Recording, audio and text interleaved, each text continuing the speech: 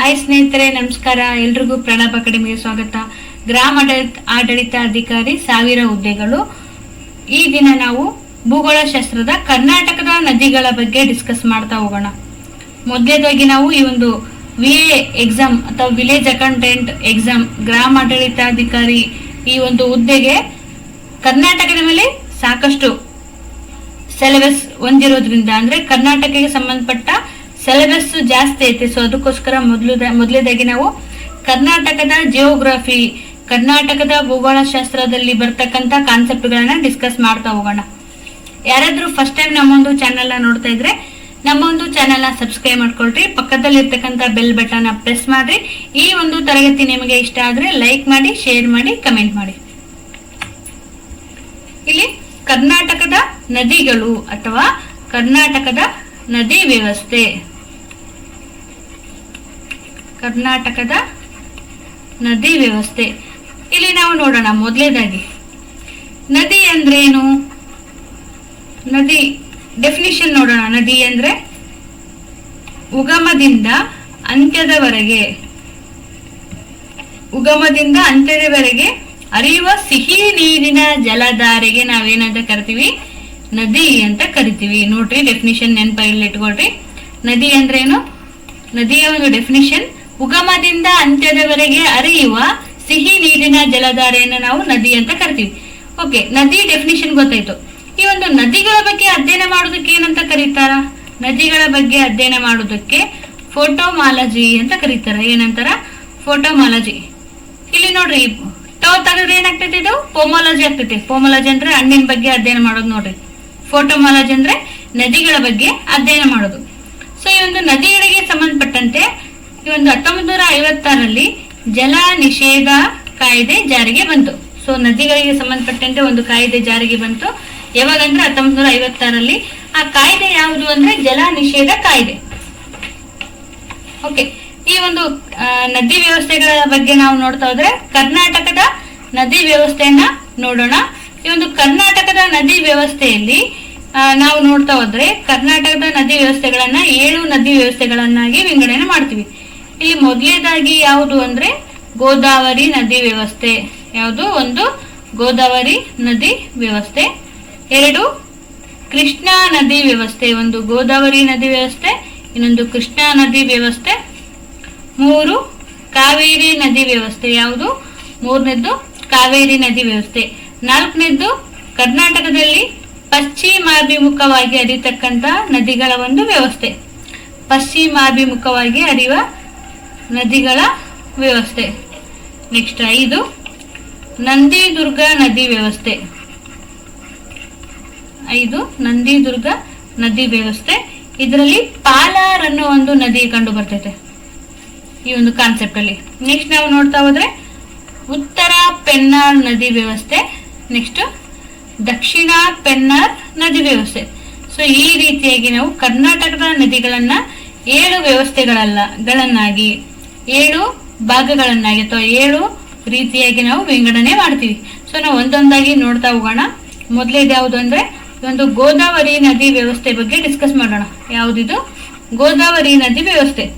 Okay, ಈ ಒಂದು ಗೋದಾವರಿ ನದಿ ವ್ಯವಸ್ಥೆ ನಾವು ನೋಡ್ತಾ ಹೋದ್ರೆ ಈ ಒಂದು ಗೋದಾವರಿ ನದಿ ಕರ್ನಾಟಕದಲ್ಲಿ ಹಾದು ಹೋಗುತ್ತಾ ಹೋಗಲ್ಲ ಅಂತ ನಾವು ನೋಡಿದ್ರೆ ಈ ಒಂದು ಗೋದಾವರಿ ನದಿ ಕರ್ನಾಟಕದಲ್ಲಿ ಹಾದು ಹೋಗಲ್ಲ. ಮತ್ತೆ ಆದ್ರೂ ಕರ್ನಾಟಕಕ್ಕೆ ಸಂಬಂಧಪಟ್ಟಂತೆ ನಾವು ಗೋದಾವರಿ ನದಿನ ಯಾಕೆ ಚರ್ಚೆ ಮಾಡ್ತಾ ಇದೀವಿ ಅಂದ್ರೆ ಈ ಒಂದು ಗೋದಾವರಿ ನದಿಯ ಉಪನದಿಯಾಗಿರ್ತಕ್ಕಂಥ ಮಂಜಾರ ನದಿ. ಯಾವುದು? ಗೋದಾವರಿ ನದಿಯ ಉಪನದಿಯಾಗಿರ್ತಕ್ಕಂಥ ಮಂಜಾರ ನದಿ ಇದು ಬೀದರ್ನಲ್ಲಿ ಹರಿಯುತ್ತೆ. ಓಕೆ, ಈ ಕರ್ನಾಟಕ ಐತಲ್ಲ, ಕರ್ನಾಟಕದ ಇಲ್ಲಿ ಬೀದರ್ ಏನ್ ಕಂಡು ಬರ್ತಿತ್ತಲ್ಲ, ಈ ಒಂದು ಬೀದರ್ ಜಿಲ್ಲೆಯಲ್ಲಿ ಗೋದಾವರಿ ನದಿಯ ಉಪನದಿಯಾಗಿರ್ತಕ್ಕಂಥ ಮಂಜಾರ ನದಿ ಹರಿದು ಹೋಗುತ್ತೆ. ಸೊ ಅದಕ್ಕೋಸ್ಕರ ಈ ಒಂದು ಕರ್ನಾಟಕದ ನದಿ ವ್ಯವಸ್ಥೆಯಲ್ಲಿ ಗೋದಾವರಿ ನದಿಯ ಉಪನದಿಯಾಗಿರ್ತಕ್ಕಂಥ ಮಂಜಾರ ನದಿಯನ್ನ ನಾವೀಗ ನೋಡ್ತಾ ಹೋಗೋಣ. ಸೊ ಅದೇ ರೀತಿಯಲ್ಲಿ ನೋಡಿದ್ರೆ ಈ ಒಂದು ಶ್ರೀ ವಿಜಯ ಇದರಲ್ಲ, ಶ್ರೀ ವಿಜಯನ ಕವಿರಾಜ ಮಾರ್ಗ ಅನ್ನೋ ಗ್ರಂಥದಲ್ಲಿ ಕರ್ನಾಟಕ ಎಲ್ಲಿಂದ ಎಲ್ಲಿವರೆಗೆ ಹರಡಿಕೊಂಡಿದೆ ಅಂತ ಹೇಳ್ತಂದ್ರೆ ಕಾವೇರಿಯಿಂದ ಗೋದಾವರಿಯವರೆಗೆ ಕರ್ನಾಟಕ ಇದೆ ಅಂತ ಈ ಒಂದು ಶ್ರೀ ವಿಜಯನ ಕವಿರಾಜ ಮಾರ್ಗ ಗ್ರಂಥದಲ್ಲಿ ತಿಳಿಸಿದ್ದಾರೆ.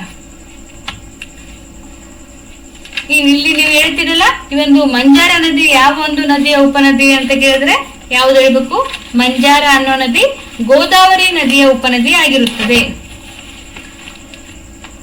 ನೆಕ್ಸ್ಟ್ ಇಲ್ಲಿ ನಾವು ನೋಡೋಣ. ನೆಕ್ಸ್ಟ್ ಕೃಷ್ಣಾ ನದಿ ನೋಡೋಣ. ಯಾವುದು ನೆಕ್ಸ್ಟ್ ನದಿ? ಕೃಷ್ಣಾ ನದಿ. ಓಕೆ, ಈ ಕೃಷ್ಣಾ ನದಿಯ ವ್ಯವಸ್ಥೆ ಯಾವ ರೀತಿ ಇದೆ? ಈ ಕೃಷ್ಣಾ ನದಿ ಎಷ್ಟು ಉದ್ದ ಹರಿಯುತ್ತೆ? ಕೃಷ್ಣಾ ನದಿ ಉಪನದಿಗಳು ಯಾವ್ಯಾವು ಅಂತ ನಾವು ನೋಡೋಕ್ಕಿಂತ ಮೊದಲು ಈ ಕೃಷ್ಣಾ ನದಿ ಯಾವ ಆಕಾರದ ನದಿ ವ್ಯವಸ್ಥೆ ಹೊಂದಿದೆ ಅಂತ ನೋಡೋಣ. ಯಾವ ಆಕಾರದ ವ್ಯವಸ್ಥೆಯನ್ನು ಹೊಂದಿದೆ? ಕೃಷ್ಣಾ ನದಿ ವೃಕ್ಷಾಕಾರದ ನದಿ ವ್ಯವಸ್ಥೆ ಹೊಂದಿದೆ. ನೆನಪಲ್ಲಿಟ್ಕೊಳ್ಬೇಕು, ಕೃಷ್ಣಾ ನದಿ ವೃಕ್ಷಾಕಾರದ ನದಿ ವ್ಯವಸ್ಥೆಯನ್ನ ಹೊಂದಿದೆ. ಓಕೆ, ಇಲ್ಲಿ ವೃಕ್ಷಾಕಾರದ ನದಿ ವ್ಯವಸ್ಥೆ ಯಾವುದ್ರ ಬೇಸ್ ಮೇಲೆ ನಾವು ಇದನ್ನ ಕ್ಯಾಲ್ಕುಲೇಟ್ ಮಾಡ್ತೀವಿ? ಯಾವ ಬೇಸ್ ಮೇಲೆ ಈ ಒಂದು ಕೃಷ್ಣಾ ನದಿ ವೃಕ್ಷಾಕಾರದ ನದಿ ವ್ಯವಸ್ಥೆಯನ್ನ ಹೊಂದಿದೆ ಅಂತ ನಾವು ನೋಡೋಣ. ಫಸ್ಟ್ ಈ ಒಂದು ನದಿ ವ್ಯವಸ್ಥೆಗಳ ಬಗ್ಗೆ ನೋಡ್ತಾ ಹೋಗೋಣ. ಇಲ್ಲಿ ನದಿ ವ್ಯವಸ್ಥೆಯಲ್ಲಿ ಒಂದು ವೃಕ್ಷಾಕಾರದ ನದಿ ವ್ಯವಸ್ಥೆ ಬರ್ತೈತೆ. ಯಾವುದು? ವೃಕ್ಷಾಕಾರದ ನದಿ ವ್ಯವಸ್ಥೆ. ವೃಕ್ಷಾಕಾರದ ನದಿ ವ್ಯವಸ್ಥೆ ಅಂದ್ರೆ ಅದು ಈ ರೀತಿ ವೃಕ್ಷದ ಆಕಾರದಲ್ಲಿ ಹರ್ಕೊಂಡು ಹೋಗ್ತೈತೆ. ಸೊ ಈ ರೀತಿಯಾಗಿ ಒಂದು ನದಿ ಹರಿತಿತ್ತಂದ್ರೆ ಆ ನದಿಗೆ ಈ ರೀತಿ ಸೈಡ್ ಬ್ರಾಂಚಸ್ ಅಲ್ಲಿ ಉಪನದಿಗಳು ಬಂದು ಈ ರೀತಿ ಸೇರ್ತಿರ್ತಾವ. ಸೊ ಇದು ಮೇನ್ ಒಂದು ನದಿ ಹರಿತಿತ್ತಂದ್ರೆ ಅದಕ್ಕೆ ಈ ರೀತಿಯಾಗಿ ಉಪನದಿಗಳು ಬಂದು ಸೇರ್ತಾವ. ಈ ರೀತಿಯಾಗಿ ಅದು ನೋಡೋದಕ್ಕೆ ಮರದ ಆಕಾರ ಅಥವಾ ವೃಕ್ಷದ ಆಕಾರವಾಗಿ ಕಾಣ್ತಿರ್ತೈತೆ. ಸೊ ಇಂಥ ಒಂದು ನದಿ ವ್ಯವಸ್ಥೆಗೆ ಏನಂತ ಕರಿತೀವಿ? ವೃಕ್ಷಾಕಾರದ ನದಿ ವ್ಯವಸ್ಥೆ ಅಂತ ಕರಿತೀವಿ. ವೃಕ್ಷಾಕಾರದ ನದಿ ವ್ಯವಸ್ಥೆಯನ್ನು ಹೊಂದಿರತಕ್ಕಂತ ನದಿಗಳು ಯಾವ್ಯಾವು ಅಂತಂದ್ರೆ ಒಂದು ಗಂಗಾ ನದಿ, ಒಂದು ಸಿಂಧೂ ನದಿ, ಒಂದು ಕೃಷ್ಣಾ ನದಿ. ಸೊ ನೆನಪಲ್ಲಿ ಇಟ್ಕೊಳ್ಬೇಕು, ಗಂಗಾ ನದಿ, ಸಿಂಧೂ ನದಿ, ಬ್ರಹ್ಮಪುತ್ರ ನದಿ ಮತ್ತು ಕೃಷ್ಣಾ ನದಿ ವೃಕ್ಷಾಕಾರದ ನದಿ ವ್ಯವಸ್ಥೆಗೆ ಉದಾಹರಣೆಗಳು. ನೆಕ್ಸ್ಟ್ ಈ ಒಂದು ನದಿ ವ್ಯವಸ್ಥೆಯಲ್ಲಿ ಎರಡನೇದು ಬರ್ತೈತೆ ಯಾವ್ದಂದ್ರೆ ಸಮಾನಾಂತರ ನದಿ ವ್ಯವಸ್ಥೆ. ಯಾವುದು? ಎರಡು ಸಮಾನಾಂತರ ನದಿ ವ್ಯವಸ್ಥೆ.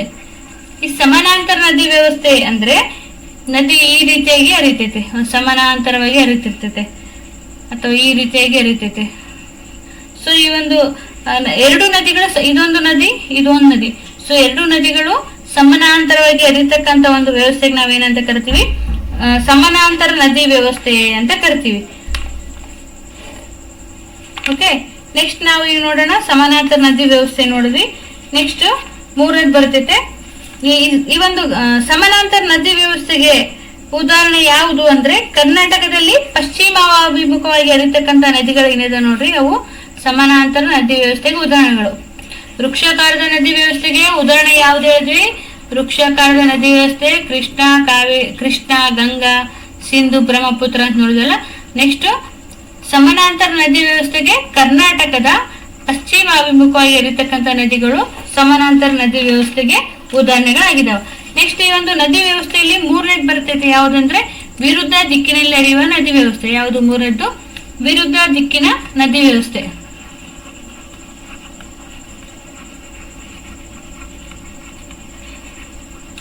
ವಿರುದ್ಧ ದಿಕ್ಕಿನ ನದಿ ವ್ಯವಸ್ಥೆ ಅಂದ್ರೆ ಇಲ್ಲೊಂದು ನದಿ ಈ ರೀತಿಯಾಗಿ ಹರ್ಕೊಂಡು ಬಂದಿರ್ತೈತಾ. ಸೊ ಇಲ್ಲೊಂದು ನದಿ ಈ ರೀತಿಯಾಗಿ ಹರ್ಕೊಂಡು ಬಂದಿರ್ತೈತೆ.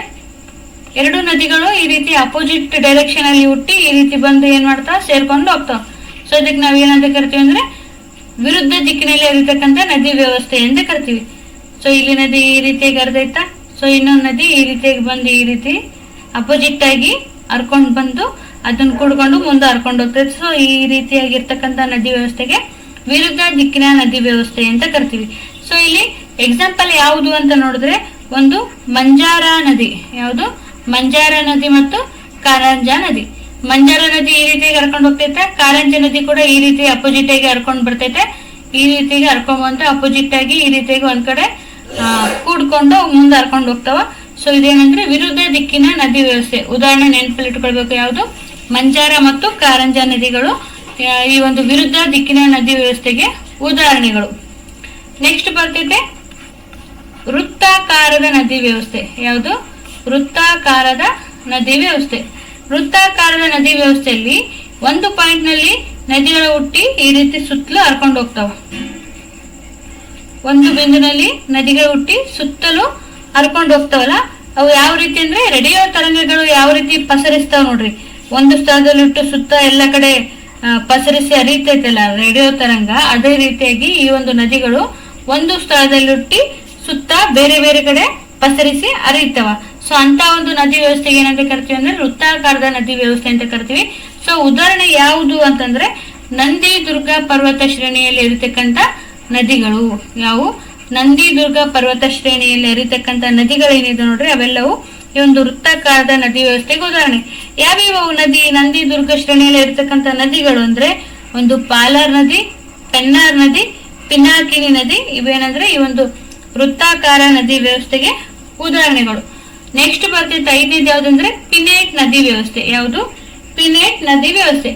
ಪಿನೇಟ್ ನದಿ ವ್ಯವಸ್ಥೆ ಅಂದ್ರೆ ಈ ರೀತಿಯಾಗಿ ಎರಡು ದೊಡ್ಡದಾದ ಕಣಿವೆಗಳಿರ್ತಾವ, ದೊಡ್ಡದಾದ ಬೆಟ್ಟಗಳ ಕಣಿವೆಗಳ ಮಧ್ಯೆ ನದಿ ಈ ರೀತಿ ಸೀಳ್ಕೊಂಡು ಹರ್ಕೊಂಡು ಹೋಗ್ತೈತೆ. ಸೊ ಅಂತ ಒಂದು ನದಿ ವ್ಯವಸ್ಥೆ ಏನಂತ ಕರಿತೀವಿ? ಪಿನೇಟ್ ನದಿ ವ್ಯವಸ್ಥೆ ಅಂತ ಕರಿತೀವಿ. ಈ ರೀತಿ ದೊಡ್ಡದಾದ ಕಣಿವೆಗಳಿರ್ತಾವಲ್ಲ, ಆ ಕಡೆ ಈ ಕಡೆ ಕಣಿವೆಗಳ ನಡುವೆ ನದಿ ಈ ರೀತಿ ಸೀಳ್ಕೊಂಡು ಹರಿತೈತೆ. ಸೊ ಅದಕ್ಕ ಪಿನೇಟ್ ನದಿ ವ್ಯವಸ್ಥೆ ಅಂತ ಕರಿತೀವಿ. ಉದಾಹರಣೆ ಯಾವುದಂದ್ರೆ ನರ್ಮದಾ ನದಿ ವ್ಯವಸ್ಥೆ. ನಮ್ಮ ಕರ್ನಾಟಕದಲ್ಲಿ ಈ ಒಂದು ಪಿನೇಟ್ ನದಿ ವ್ಯವಸ್ಥೆ ಇಲ್ಲ, ಬಟ್ ಭಾರತದಲ್ಲಿ ಯಾವುದಂದ್ರೆ ನರ್ಮದಾ ನದಿ ಈ ಒಂದು ಪಿನೇಟ್ ನದಿ ವ್ಯವಸ್ಥೆಗೆ ಉದಾಹರಣೆ. ಗೊತ್ತೈತಲ್ಲ ಸ್ನೇಹಿತರೆ, ಈ ಒಂದು ನದಿ ವ್ಯವಸ್ಥೆಗಳ ಯಾವ ರೀತಿ ನಾವು ಅವು ಹರಿಯುವ ಆಧಾರದ ಮೇಲೆ ನಾವು ಹೆಸರು ಕೊಡ್ತೀವಿ. ಒಂದು ವೃಕ್ಷಾಕಾರದ ನದಿ ವ್ಯವಸ್ಥೆ, ಇನ್ನೊಂದು ಸಮಾನಾಂತರ ನದಿ ವ್ಯವಸ್ಥೆ, ಒಂದು ವೃತ್ತಾಕಾರದ ನದಿ ವ್ಯವಸ್ಥೆ, ವಿರುದ್ಧ ದಿಕ್ಕಿನಲ್ಲಿ ಹರಿಯುವ ನದಿ ವ್ಯವಸ್ಥೆ, ಇನ್ನೊಂದು ಯಾವ್ದಂದ್ರೆ ಪಿನೇಟ್ ನದಿ ವ್ಯವಸ್ಥೆ. ಈ ವೃಕ್ಷಾಕಾರದ ನದಿ ವ್ಯವಸ್ಥೆಗೆ ಉದಾಹರಣೆ ಗಂಗಾ, ಸಿಂಧು, ಬ್ರಹ್ಮಪುತ್ರ, ಕೃಷ್ಣ ನದಿ. ಸಮಾನಾಂತರ ನದಿ ವ್ಯವಸ್ಥೆಗಳಂದ್ರೆ ಕರ್ನಾಟಕದಲ್ಲಿ ಪಶ್ಚಿಮಾಭಿಮುಖವಾಗಿ ಹರಿತಕ್ಕಂತ ನದಿಗಳು ಸಮಾನಾಂತರ ನದಿ ವ್ಯವಸ್ಥೆಗೆ ಉದಾಹರಣೆ. ನೆಕ್ಸ್ಟ್ ವೃತ್ತಾಕಾರದ ನದಿ ವ್ಯವಸ್ಥೆಗಳಂದ್ರೆ ಈ ಉದಾಹರಣೆ ಯಾವುದು ಅಂದ್ರೆ ಈ ಒಂದು ಗೋದಾವರಿ ನದಿ ಇರ್ತಕ್ಕಂಥ ಗೋದಾವರಿ ನದಿಯ ಉಪನದಿಗಳಾದ ಕಾರಂಜ ಮತ್ತು ಮಂಜಾರ ನದಿ ಏನಿದೆ ಅಂದ್ರೆ ಇವು ವಿರುದ್ಧ ದಿಕ್ಕಿನಲ್ಲಿ ಹರಿತಕ್ಕಂತ ನದಿ ವ್ಯವಸ್ಥೆಗೆ ಉದಾಹರಣೆಗಳು. ನೆಕ್ಸ್ಟ್ ವೃತ್ತಾಕಾರದ ನದಿ ವ್ಯವಸ್ಥೆಗೆ ಉದಾಹರಣೆ ಯಾವುದಂದ್ರೆ ನಂದಿ ದುರ್ಗ ಪರ್ವತ ಶ್ರೇಣಿಯಲ್ಲಿರುವ ಪಾಲಾರ್, ಪೆನ್ನಾರ್, ಪಿನಾಕಿನಿ ನದಿಗಳು ವೃತ್ತಾಕಾರದ ನದಿ ವ್ಯವಸ್ಥೆಗೆ ಉದಾಹರಣೆಗಳು. ಪಿನೇಟ್ ನದಿ ವ್ಯವಸ್ಥೆಗೆ ಉದಾಹರಣೆ ಯಾವುದಂದ್ರೆ ನರ್ಮದಾ ನದಿ ಪಿನೇಟ್ ನದಿ ವ್ಯವಸ್ಥೆಗೆ ಉದಾಹರಣೆ ಆಗಿರ್ತದೆ. ಸೊ ಇಲ್ಲಿ ನಾವು ನೋಡ್ತಾ ಬರೋಣ, ಕೃಷ್ಣಾ ನದಿಯನ್ನ ನೋಡಿದಲ್ಲ. ಸೊ ಈ ಒಂದು ಕೃಷ್ಣಾ ನದಿಗೆ ಸಂಬಂಧಪಟ್ಟಂತ ಕಾನ್ಸೆಪ್ಟ್ ಅನ್ನ ಡಿಸ್ಕಸ್ ಮಾಡ್ತಾ ಹೋಗೋಣ. ಕೃಷ್ಣಾ ನದಿ ಯಾವ ಒಂದು ನದಿ ವ್ಯವಸ್ಥೆಯನ್ನ ಹೊಂದಿದೆ ಅಂದ್ರೆ ಕೃಷ್ಣಾ ನದಿ ವೃಕ್ಷಾಕಾರದ ನದಿ ವ್ಯವಸ್ಥೆಯನ್ನ ಹೊಂದಿದೆ. ನೆನಪಲ್ಲಿ ಇಟ್ಕೊಳ್ಬೇಕು. ಆಪ್ಷನ್ ಈ ರೀತಿ ಕೊಡ್ತಾರ, ಕೃಷ್ಣಾ ನದಿ ಯಾವ ಒಂದು ನದಿ ಯಾವ ರೀತಿಯಾದ ನದಿ ವ್ಯವಸ್ಥೆಯನ್ನು ಹೊಂದಿದೆ ಅಂತ ಕೊಟ್ಟು ಆಪ್ಷನ್ ವೃಕ್ಷಾಕಾರದ ನದಿ ವ್ಯವಸ್ಥೆ, ವೃತ್ತಾಕಾರದ ನದಿ ವ್ಯವಸ್ಥೆ, ಸಮಾನಾಂತರ ನದಿ ವ್ಯವಸ್ಥೆ, ಪಿನೇಟ್ ನದಿ ವ್ಯವಸ್ಥೆ ಅಂತ ಹಿಂಗ್ ಕೊಡ್ತಾರ. ಸೊ ಅಲ್ಲಿ ನೆನಪಲ್ಲಿ ಇಟ್ಕೊಳ್ಬೇಕು. ಸೊ ಕೃಷ್ಣಾ ನದಿ ಅಂದ್ರೆ ಯಾವ್ದು ಬರಬೇಕು ನಿಮ್ ತಲೆಯಲ್ಲಿ? ವೃಕ್ಷಾಕಾರದ ನದಿ ವ್ಯವಸ್ಥೆ ಅಂತ ಬರ್ಬೇಕು. ಓಕೆ, ಇಲ್ಲಿ ಕೃಷ್ಣಾ ನದಿಯ ಉಗಮ ಎಲ್ಲಿ ಅಂದ್ರೆ ಕೃಷ್ಣಾ ನದಿ ಎಲ್ಲಿ ಜನಿಸುತ್ತೆ ಅಂದ್ರೆ ಮಹಾರಾಷ್ಟ್ರದ ಮಹಾಬಲೇಶ್ವರ ಅನ್ನೋ ಪ್ಲೇಸ್ ನಲ್ಲಿ ಕೃಷ್ಣಾ ನದಿ ಉಗಮ ಆಗುತ್ತೆ. ಈ ಒಂದು ಕೃಷ್ಣಾ ನದಿ ಎಷ್ಟು ಕಿಲೋಮೀಟರ್ ಉದ್ದ ಹರಿತೈತೆ?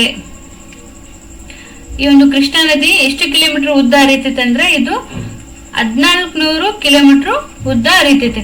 ಬಟ್ ಕರ್ನಾಟಕದಲ್ಲಿ ಕೃಷ್ಣಾ ನದಿ ಎಷ್ಟು ಕಿಲೋಮೀಟರ್ ಹರಿತೈತೆ ಅಂದ್ರೆ 480 ಕಿಲೋಮೀಟರ್. ನೋಡ್ರಿ, ನೆನ್ಪಿಟ್ಕೊಳ್ರಿ, ಕೃಷ್ಣಾ ನದಿ ಉದ್ದ 1400 ಕಿಲೋಮೀಟರ್, ಬಟ್ ಕರ್ನಾಟಕದಲ್ಲಿ ಇದು ಬರೀ 480 ಕಿಲೋಮೀಟರ್ ಮಾತ್ರ ಹರಿತೈತೆ. ಓಕೆ, ಈ ಒಂದು ಕೃಷ್ಣಾ ನದಿ ಯಾವ್ಯಾವ ರಾಜ್ಯಗಳ ಮುಖಾಂತರ ಹರಿತೈತೆ? ಎಲ್ಲೆಲ್ಲಿ ಇದ್ರ ಜಲಾನಯನ ವ್ಯಾಪ್ತಿ ಐತೆ ಅಂದ್ರೆ ಕೃಷ್ಣಾ ನದಿ ಮಹಾರಾಷ್ಟ್ರ, ಕರ್ನಾಟಕ, ತೆಲಂಗಾಣ, ಆಂಧ್ರ ಪ್ರದೇಶ ಈ ಎಲ್ಲಾ 4 ರಾಜ್ಯಗಳಲ್ಲಿ ಕೃಷ್ಣಾ ನದಿ ಹರಿತೈತೆ. ಸೊ 4 ರಾಜ್ಯಗಳಲ್ಲಿ ಕೂಡ್ಕೊಂಡು ಎಷ್ಟು ಕಿಲೋಮೀಟರ್ ಹರಿತೈತೆ ಅಂದ್ರೆ 1400 ಕಿಲೋಮೀಟರ್ ಹರಿತೈತೆ. ಬಟ್ ಕರ್ನಾಟಕದಲ್ಲಿ ಬರೀ 480 ಕಿಲೋಮೀಟರ್ ಮಾತ್ರ ಹರಿತೈತೆ. ಈ ಒಂದು ಕೃಷ್ಣಾ ನದಿ ವ್ಯವಸ್ಥೆ ಬಗ್ಗೆ ನಾವು ನೋಡ್ತಾ ಹೋದ್ರೆ ಇದು ಭಾರತದ 3ನೇ ಅತಿ ದೊಡ್ಡ ನದಿ ವ್ಯವಸ್ಥೆ. ಕೃಷ್ಣಾ ನದಿ ಭಾರತದ 3ನೇ ಅತಿ ದೊಡ್ಡ ನದಿ ವ್ಯವಸ್ಥೆ ಆಗಿರ್ತೈತೆ. ಕರ್ನಾಟಕದಲ್ಲಿ ಅತ್ಯಂತ ಉದ್ದವಾಗಿ ಹರಿಯುವ ನದಿ ಯಾವುದು ಅಂತ ಕೇಳಿದ್ರು ಕೂಡ ಈ ಒಂದು ಕೃಷ್ಣಾ ನದಿನೇ. ಕರ್ನಾಟಕದಲ್ಲಿ ಅತಿ ಉದ್ದವಾಗಿ ಹರಿಯುವ ನದಿ ಕೃಷ್ಣಾ ನದಿ. ನೆಕ್ಸ್ಟ್ ಭಾರತದ 3ನೇ ಅತಿ ದೊಡ್ಡ ನದಿ ವ್ಯವಸ್ಥೆ ಆಗಿರ್ತದೆ. ನೆಕ್ಸ್ಟ್ ಅಂದ್ರೆ ಮೊದಲೇದು ಯಾವುದು? ಭಾರತದ ಮೊದಲನೇ ಅಥವಾ 1ನೇ ಅತಿ ದೊಡ್ಡ ನದಿ ವ್ಯವಸ್ಥೆ ಯಾವುದಂದ್ರೆ ಗಂಗಾ ನದಿ. 2ನೇ ಅತಿ ದೊಡ್ಡ ನದಿ ವ್ಯವಸ್ಥೆ ಯಾವುದಂದ್ರೆ ಗೋದಾವರಿ ನದಿ. 3ನೇ ದೊಡ್ಡ ನದಿ ವ್ಯವಸ್ಥೆ ಯಾವುದಂದ್ರೆ ಕೃಷ್ಣಾ ನದಿ. ಓಕೆ, ಕೃಷ್ಣ ಭಾರತದ 3ನೇ ಅತಿ ದೊಡ್ಡ ನದಿ ವ್ಯವಸ್ಥೆ ಆಗಿರ್ತೈತೆ ಅಂತ ಹೇಳಿದೆ. ನೆಕ್ಸ್ಟ್ ಕರ್ನಾಟಕದ ಅತಿ ದೊಡ್ಡ ನದಿ ಯಾವುದಂದ್ರೂ ಕೂಡ ಕೃಷ್ಣನೇ. ಕರ್ನಾಟಕದ 1ನೇ ಅತಿ ದೊಡ್ಡ ನದಿ ವ್ಯವಸ್ಥೆ ಯಾವುದಂದ್ರೆ ಕೃಷ್ಣ ನದಿ ವ್ಯವಸ್ಥೆ ಆಗಿರ್ತದೆ. ನೆಕ್ಸ್ಟ್ ಭಾರತದ ದಕ್ಷಿಣ ಭಾರತದ 1ನೇ ಅತಿ ದೊಡ್ಡ ನದಿ ವ್ಯವಸ್ಥೆ ಯಾವುದು ಅಂದ್ರೆ ಗೋದಾವರಿ ಆಗಿರ್ತದೆ. ನೆಕ್ಸ್ಟ್ ದಕ್ಷಿಣ ಭಾರತದ 2ನೇ ಅತಿ ದೊಡ್ಡ ನದಿ ವ್ಯವಸ್ಥೆ ಯಾವ್ದಂದ್ರೆ ಕೃಷ್ಣ. ನೆನ್ಪಿಟ್ಕೊಳ್ರಿ, ದಕ್ಷಿಣ ಭಾರತದ ಅತಿ ದೊಡ್ಡ ನದಿ ವ್ಯವಸ್ಥೆ ಯಾವುದು? ಗೋದಾವರಿ. ಅದೇ ದಕ್ಷಿಣ ಭಾರತದ 2ನೇ ಅತಿ ದೊಡ್ಡ ನದಿ ವ್ಯವಸ್ಥೆ ಯಾವುದು? ಕೃಷ್ಣ. ಕರ್ನಾಟಕದ ಅತಿ ದೊಡ್ಡ ನದಿ ವ್ಯವಸ್ಥೆ ಯಾವುದು? ಕೃಷ್ಣಾ ನದಿನೇ. ಓಕೆ, ನೆನಪಲ್ಲಿ ಇಟ್ಕೊಳ್ರಿ, ಕಾನ್ಸೆಪ್ಟ್ ಕನ್ಫ್ಯೂಸ್ ಆಗ್ತಾ ಇರ್ತೈತೆ, ಸೊ ಮರಿಬೇಡ್ರಿ.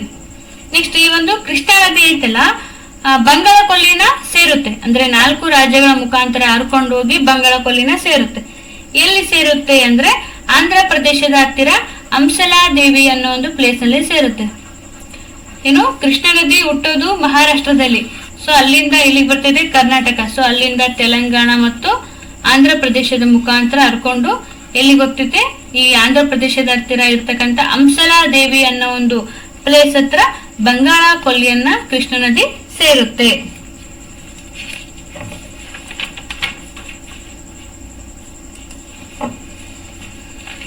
ಪ್ರಮುಖ ಜಲಾಶಯಗಳು ಯಾವ್ಯಾವು? ಕೃಷ್ಣಾ ನದಿಯ ಜಲಾಶಯಗಳು ಅಥವಾ ಆಣೆಕಟ್ಟುಗಳು ಯಾವ್ಯಾವು ಅಂತ ನೋಡೋಣ. ಈ ಒಂದು ಕೃಷ್ಣಾ ನದಿಗೆ ಸಂಬಂಧಪಟ್ಟಂತೆ ಪ್ರಮುಖ ಆಣೆಕಟ್ಟು ಅಥವಾ ಪ್ರಮುಖ ಡ್ಯಾಮ್ ಯಾವ್ಯಾವು ಅಂತ ನಾವು ನೋಡ್ತಾ ಹೋದ್ರೆ ಮೊದ್ಲಿದ್ ಬರ್ತೈತೆ ಲಾಲ್ ಬಹದ್ದೂರ್ ಶಾಸ್ತ್ರಿ ಜಲಾಶಯ. ಯಾವುದು? ಲಾಲ್ ಬಹದ್ದೂರ್ ಶಾಸ್ತ್ರಿ ಜಲಾಶಯ. ಇದಕ್ಕೆ ಇನ್ನೊಂದು ಹೆಸರು ಏನಂತ ಕರೀತಾರ ಅಂದ್ರೆ ಆಲ್ಮಟ್ಟಿ ಜಲಾಶಯ ಅಂತಾನು ಕರೀತಾರ. ಏನಂತ ಕರೀತಾರ? ಆಲ್ಮಟ್ಟಿ ಜಲಾಶಯ ಅಂತ ಕರೀತಾರ.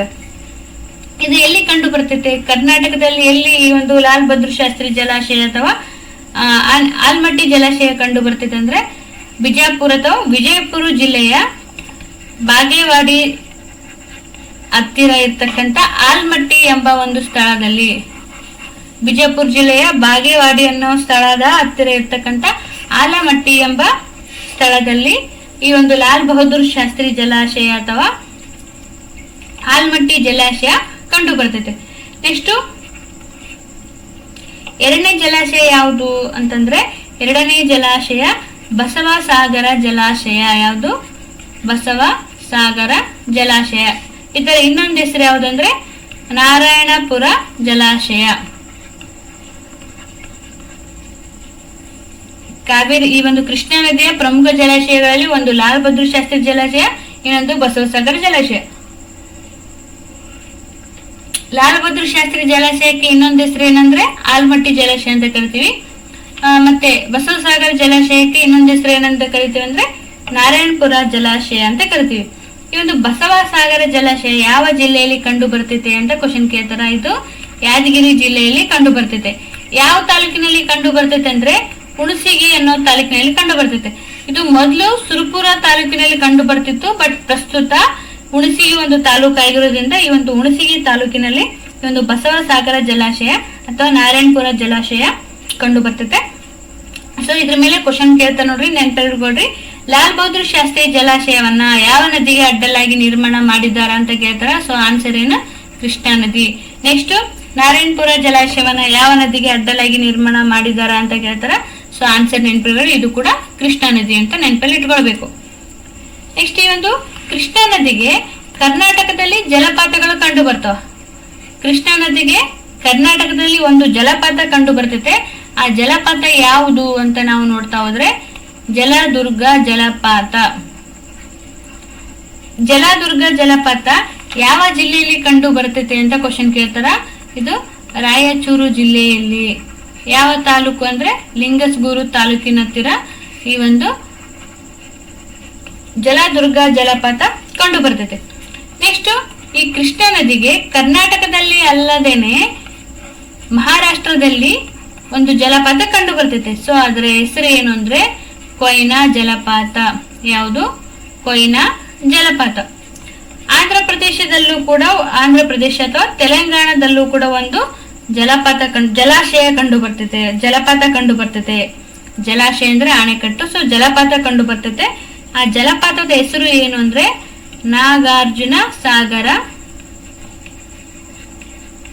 ಅಥವಾ ಶ್ರೀಶೈಲಂ ಡ್ಯಾಮ್. ನಾಗಾರ್ಜುನ ಸಾಗರ ಜಲಪಾತ ಅಥವಾ ಶ್ರೀಶೈಲಂ ಡ್ಯಾಮ್ ಅಂತ ಕರಿತೀವಿ. ಸೊ ಇವೇನಂದ್ರೆ ಕರ್ನಾಟಕ ಈ ಒಂದು ಕೃಷ್ಣಾ ನದಿಯ ಜಲಪಾತಗಳು. ಕರ್ನಾಟಕದಲ್ಲಿ ಈ ಒಂದು ಕೃಷ್ಣಾ ನದಿ ಜಲಪಾತ ಎಲ್ಲೈತಂದ್ರೆ ಜಲದುರ್ಗ ಜಲಪಾತ ರಾಯಚೂರು ಜಿಲ್ಲೆಯಲ್ಲಿ ಲಿಂಗಸೂರು ತಾಲೂಕಿನ ಹತ್ರ ಕಂಡು ಬರುತ್ತೆ. ಸೊ ಅದೇ ರೀತಿಯಾಗಿ ಕೃಷ್ಣಾ ನದಿಗೆ ಇರ್ತಕ್ಕಂಥ ಜಲಪಾತ ಮಹಾರಾಷ್ಟ್ರದಲ್ಲಿ ಯಾವುದಿದೆ ಅಂದ್ರೆ ಕೊಯ್ನಾ ಜಲಪಾತ. ನೆಕ್ಸ್ಟ್ ಕೃಷ್ಣಾ ನದಿಗೆ ಇರ್ತಕ್ಕಂಥ ಜಲಪಾತ ಆಂಧ್ರ ಪ್ರದೇಶ ಅಥವಾ ತೆಲಂಗಾಣದಲ್ಲಿ ಯಾವುದಿದೆ ಅಂದ್ರೆ ನಾಗಾರ್ಜುನ ಸಾಗರ ಜಲಪಾತ ಅಥವಾ ಶ್ರೀಶೈಲಂ ಡ್ಯಾಮ್ ಅಂತ ಕರಿತೀವಿ. ಸೊ ನೆಕ್ಸ್ಟ್ ಈ ಒಂದು ಕೃಷ್ಣಾ ನದಿಯ ಉಪನದಿಗಳನ್ನ ನಾವು ನೋಡ್ತಾ ಹೋಗೋಣ. ಕೃಷ್ಣಾ ನದಿಯ ಉಪನದಿಗಳು. ಕೃಷ್ಣಾ ನದಿಗಳ ಉಪನದಿಗಳನ್ನ ನಾವಿಲ್ಲಿ ಡಿಸ್ಕಸ್ ಮಾಡೋಣ. ಇಲ್ಲಿ ಕೃಷ್ಣಾ ನದಿಗೆ ಎಡ ದಂಡೆಯ ಉಪನದಿ ಮತ್ತು ಬಲ ದಂಡೆಯ ಉಪನದಿಗಳಂತ ಬರ್ತಾವ. ಕೃಷ್ಣಾ ನದಿಯ ಎಡ ದಂಡೆಯ ಉಪನದಿಗಳು ಮತ್ತು ಬಲ ದಂಡೆ ಉಪನದಿಗಳು. ಎಡ ದಂಡೆ ಉಪನದಿಗಳು ಒಂದು ಭೀಮಾ ನದಿ, ಇನ್ನೊಂದು ಡೋಣಿ ನದಿ. ಕೃಷ್ಣಾ ನದಿಯ ಎಡದಂಡೆ ಉಪನದಿಗಳು ಒಂದು ಭೀಮಾ ನದಿ, ಇನ್ನೊಂದು ಡೋಣಿ ನದಿ. ಬಲದಂಡೆಯ ಉಪನದಿಗಳು ಒಂದು ತುಂಗಭದ್ರಾ ನದಿ, ಇನ್ನೊಂದು ಘಟಪ್ರಭಾ ನದಿ, ಇನ್ನೊಂದು ಮಲಪ್ರಭಾ ನದಿ. ಸೊ ಇವೇನಂದ್ರೆ ಕೃಷ್ಣಾ ನದಿಯ ಬಲದಂಡೆಯ ಉಪನದಿಗಳು. ಸೊ ನೆನಪಿಟ್ಕೊಳ್ರಿ, ಕೃಷ್ಣಾ ನದಿಯ ಉಪನದಿಗಳಲ್ಲಿ ಎಡದಂಡೆಯ ಉಪನದಿ ಮತ್ತು ಬಲದಂಡೆಯ ಉಪನದಿ. ಎಡದಂಡೆಯ ಉಪನದಿಗಳು ಯಾವುವು ಅಂದ್ರೆ ಒಂದು ಭೀಮಾ ನದಿ, ಇನ್ನೊಂದು ಡೋಣಿ ನದಿ. ಬಲದಂಡೆಯ ಉಪನದಿಗಳು ಒಂದು ತುಂಗಭದ್ರಾ ನದಿ, ಒಂದು ಘಟಪ್ರಭಾ ನದಿ, ಇನ್ನೊಂದು ಮಲಪ್ರಭಾ ನದಿ. ಇವು ಕೃಷ್ಣಾ ನದಿಯ ಉಪನದಿಗಳಾಗಿರ್ತಾವ.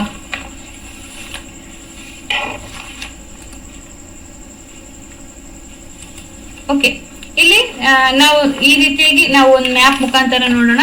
ಇಲ್ಲಿ ಕೃಷ್ಣಾ ನದಿ ಈ ರೀತಿ ಹರಿತಾ ಐತಂದ್ರೆ ಈ ಒಂದು ಕೃಷ್ಣಾ ನದಿಗೆ ಈ ಕಡೆ ಎಡಭಾಗ, ಈ ಕಡೆ ಯಾವುದು ಬಲಭಾಗ ಅನ್ಕೊಳ್ರಿ. ಇದು ಎಡಭಾಗದ ದಂಡೆ ಎಡದಂಡೆ, ಇದು ಬಲದಂಡೆ. ಇದು ಯಾವ ನದಿ? ಇದು ಕೃಷ್ಣಾ ನದಿ. ಕೃಷ್ಣಾ ನದಿಯ ಎಡದಂಡೆ ನದಿಗಳು ಯಾವ್ಯಾವಿದೆ? ಒಂದು ಡೋಣಿ ನದಿ, ಇನ್ನೊಂದು ಭೀಮಾ ನದಿ ಅಂತ ಹೇಳಿದೆ. ಸೊ ಇವು ನೋಡಿ ಎಡಭಾಗದಲ್ಲಿ ಕೃಷ್ಣಾ ನದಿಯ ಉಪನದಿಗಳು. ಬಲಭಾಗದಲ್ಲಿನ ಕೃಷ್ಣಾ ನದಿಗಳ ಉಪನದಿಗಳು ಒಂದು ಮಲಪ್ರಭಾ ನದಿ, ಇನ್ನೊಂದು ಬರ್ತೈತೆ ಘಟಪ್ರಭಾ ನದಿ, ಇಲ್ಲಿ ಇನ್ನೊಂದು ಬಂದು ಸೇರ್ತೈತೆ ತುಂಗಭದ್ರಾ ನದಿ. ಸೊ ಈ ರೀತಿಯಾಗಿ ಈ ಒಂದು ನದಿ ಹಿಂಗ ಹರ್ಕೊಂತ ಹೋಗಿ ರಾಯಚೂರಿನ ಕರ್ನೂಲ್ ದಾಟ್ಕೊಂಡು ಮುಂದೆ ಹೋಗಿ ಆಂಧ್ರ ಪ್ರದೇಶದ ಹತ್ರ ಹಂಸಲಾದೇವಿ ಅನ್ನೋ ಪ್ಲೇಸ್ ಅಲ್ಲಿ ಎಲ್ಲಿ ಸೇರ್ತೈತೆ? ಇದು ಬಂಗಾಳ ಕೊಲ್ಲಿಯನ್ನ ಸೇರ್ತೈತೆ.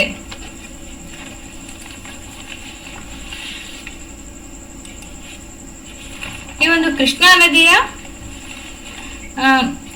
ಕೃಷ್ಣಾ ನದಿ ಐತಲ್ಲ, ಸೊ ಅದರ ಒಂದು ಉಪನದಿಯಾಗಿರ್ತಕ್ಕಂಥ ತುಂಗಭದ್ರಾ ನದಿಯನ್ನು ನೋಡೋಣ. ಈ ಒಂದು ತುಂಗಭದ್ರಾ ನದಿ ಕೃಷ್ಣಾ ನದಿಯ ಬಲದಂಡೆಯ ಉಪನದಿ ಅಥವಾ ಎಡದಂಡೆಯ ಉಪನದಿ ಅಂತ ನಾವು ನೋಡ್ತಾ ಹೋದ್ರೆ ತುಂಗಭದ್ರಾ ನದಿಯು ಕೃಷ್ಣಾ ನದಿಯ ಬಲದಂಡೆಯ ಉಪನದಿ ಆಗಿರ್ತೈತೆ.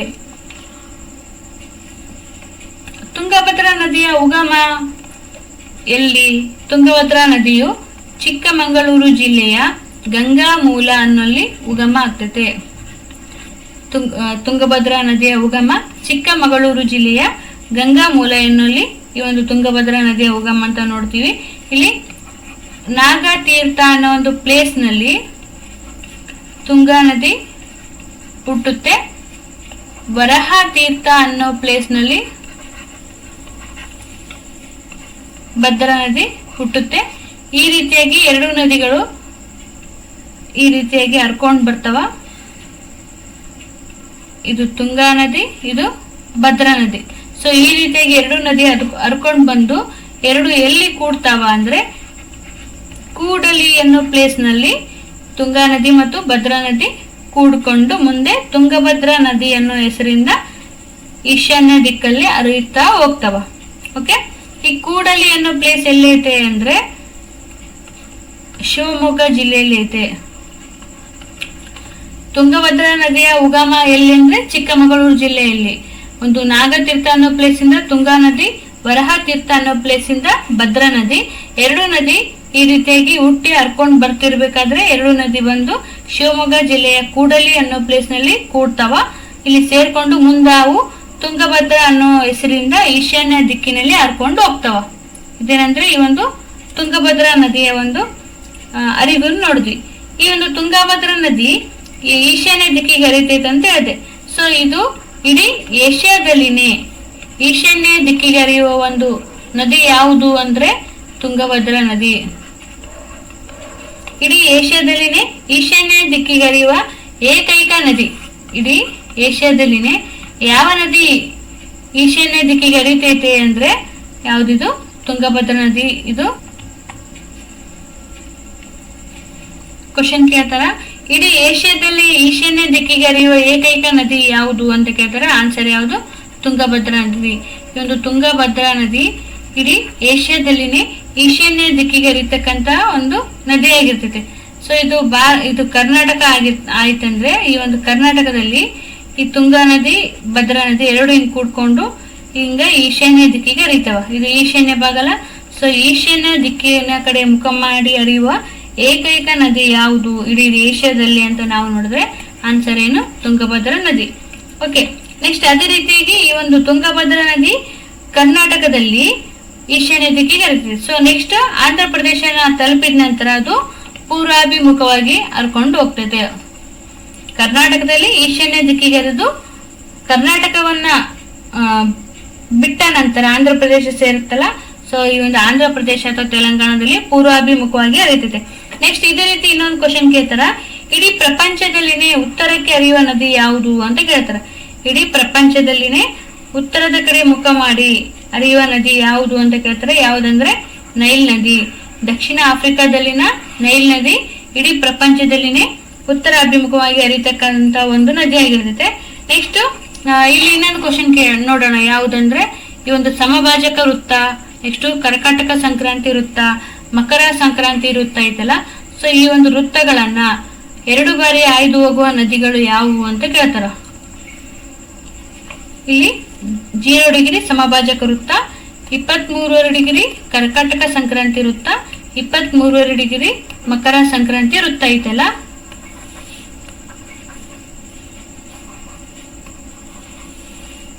ಈ ಒಂದು ಕರ್ಕಾಟಕ ಸಂಕ್ರಾಂತಿ ಮೊದಲು ಈ ಒಂದು ಸಮಭಾಜಕ ವೃತ್ತವನ್ನ ನೋಡೋಣ. 0 ಡಿಗ್ರಿ ಸಮಭಾಜಕ ವೃತ್ತವನ್ನ ಎರಡು ಬಾರಿ ಆಯ್ದು ಹೋಗುವ ನದಿ ಯಾವುದು ಅಂದ್ರೆ ಕಾಂಗೋ ನದಿ. ಯಾವುದು? ಕಾಂಗೋ ನದಿ ಅಥವಾ ಜೈದೆ ನದಿ ಸಮಭಾಜಕ ವೃತ್ತವನ್ನ ಎರಡು ಬಾರಿ ಆಯ್ದು ಹೋಗುತ್ತೆ. ನೆಕ್ಸ್ಟ್ ಇಲ್ಲಿ ಕರ್ಕಾಟಕ ಸಂಕ್ರಾಂತಿ ವೃತ್ತವನ್ನ ಎರಡು ಬಾರಿ ಆಯ್ದು ಹೋಗುವ ನದಿ ಯಾವುದು ಅಂದ್ರೆ ಮಾಹಿ ನದಿ. ಯಾವುದು? ಮಾಹಿ ನದಿ. ನೆಕ್ಸ್ಟ್ ಈ ಒಂದು 23 ಡಿಗ್ರಿ ಮಕರ ಸಂಕ್ರಾಂತಿ ವೃತ್ತವನ್ನ ಎರಡು ಬಾರಿ ಆಯ್ದು ಹೋಗುವ ನದಿ ಯಾವುದು ಅಂದ್ರೆ ಲಿಂಪೋಪೋ ನದಿ. ನೆನಪಲ್ಲಿ ಇಟ್ಕೊಳ್ರಿ, ಸಮಭಾಜಕ ವೃತ್ತವನ್ನ ಎರಡು ಬಾರಿ ಹಾದು ಹೋಗುವ ನದಿ ಯಾವುದು? ಕಾಂಗೋ ನದಿ. 23 ಡಿಗ್ರಿ ಕರ್ಕಾಟಕ ಸಂಕ್ರಾಂತಿ ವೃತ್ತವನ್ನ ಎರಡು ಬಾರಿ ಹಾದು ಹೋಗುವ ನದಿ ಯಾವುದು? ಮಾಹಿ ನದಿ. 23 ಡಿಗ್ರಿ ಮಕರ ಸಂಕ್ರಾಂತಿ ವೃತ್ತವನ್ನ ಎರಡು ಬಾರಿ ಹಾದು ಹೋಗುವ ನದಿ ಯಾವುದು? ಲಿಂಪೋಪೋ ನದಿ. ಸೊ ಇಲ್ಲಿ ಕಮಲ ಅಂತ ಒಂದು ಹೆಸರನ್ನ ನೆನಪಲ್ಲಿ ಇಟ್ಕೊಂಡ್ರೆ ನೀವು ಈ ಒಂದು ಕಾನ್ಸೆಪ್ಟ್ ಅನ್ನ ಈಸಿಯಾಗಿ ನೀವು ಅಂಡರ್ಸ್ಟ್ಯಾಂಡ್ ಮಾಡ್ಕೋಬಹುದು. ಈ ಒಂದು ಕಮಲ ನೋಡ್ರಿ, ಕ ಅಂದ್ರೆ ಕಾಂಗೋ ನದಿ, ಮ ಅಂದ್ರೆ ಮಾಹೆ ನದಿ, ಲ ಅಂದ್ರೆ ಲಿಂಪೋಪೋ ನದಿ. ಸೊ ಇದ್ರ ಮೇಲೆ ಏನ್ ಕ್ವಶನ್ ಕೇಳಿದ್ರು ಕೂಡ ನೀವು ಆನ್ಸರ್ ಮಾಡ್ತೀರಲ್ಲ. ಸೊ ಕ ಅಂದ್ರೆ ಕಾಂಗೋ ನದಿ ಅಥವಾ ಜೈದೆ ನದಿ, ಇದು 0 ಡಿಗ್ರಿ ಸಮಭಾಜಕ ವೃತ್ತವನ್ನ ಎರಡು ಬಾರಿ ಹಾದು ಹೋಗುತ್ತೆ. ನೆಕ್ಸ್ಟ್ ಮಾಹೆ ನದಿ, ಇದು 23 ಡಿಗ್ರಿ ಕರ್ಕಾಟಕ ಸಂಕ್ರಾಂತಿ ವೃತ್ತವನ್ನ ಎರಡು ಬಾರಿ ಹಾದು ಹೋಗುತ್ತೆ. ಲ ಅಂದ್ರೆ ಲಿಂಪೋಪೋ ನದಿ, ಇದು 23 ಡಿಗ್ರಿ ಮಕರ ಸಂಕ್ರಾಂತಿ ವೃತ್ತವನ್ನ ಎರಡು ಬಾರಿ ಹಾದು ಹೋಗುತ್ತೆ. ಸೊ ಇದು ಟ್ರಿಕ್ಸ್ ಏನು? ಕಮಲ ಅನ್ನೋ ಒಂದು ಹೆಸರು.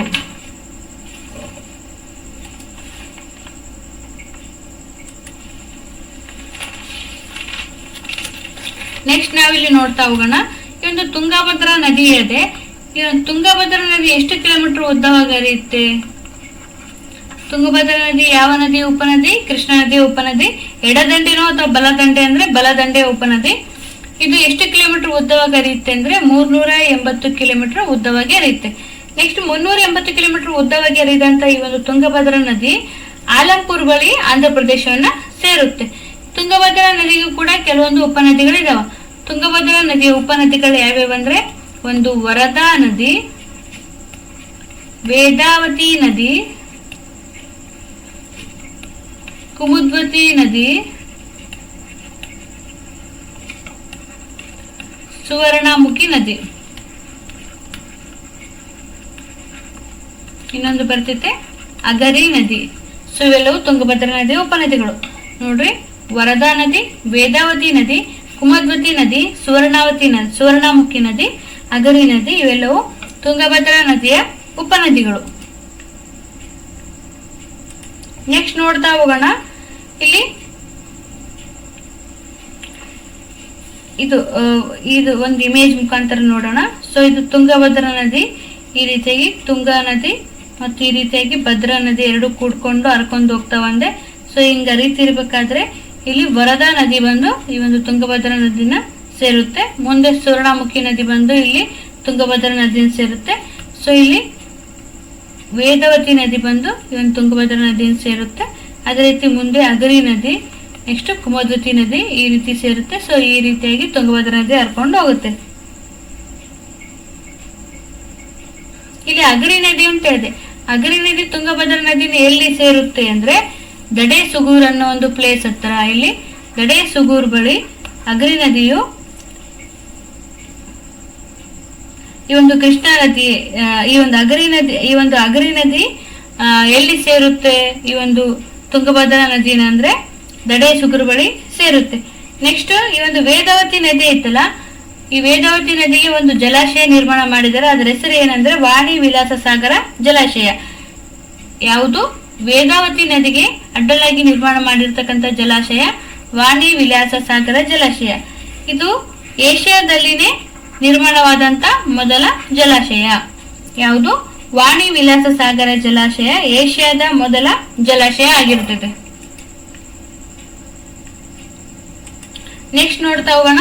ತುಂಗಭದ್ರಾ ನದಿಯ ಪ್ರಮುಖ ಜಲಾಶಯಗಳನ್ನ ನೋಡೋಣ. ತುಂಗಭದ್ರಾ ನದಿಯ